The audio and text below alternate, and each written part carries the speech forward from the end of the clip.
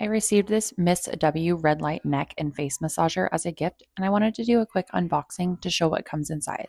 Right away, the packaging looks really sleek and well put together, which makes it feel like a nice self care gift. Inside the box, you'll find the massager itself, and the first thing I notice is how compact and lightweight it feels. It fits comfortably in your hand and doesn't feel bulky or awkward. This device is designed for use on the face and neck, and it includes hot and cold modes, along with vibration.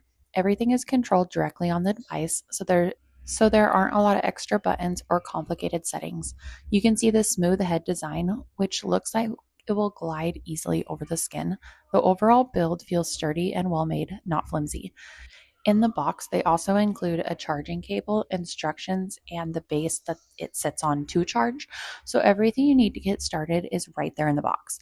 I like that the design is simple and straightforward. It's clear how it's meant to be used, and it doesn't feel intimidating even if you've never used a facial or neck massager before.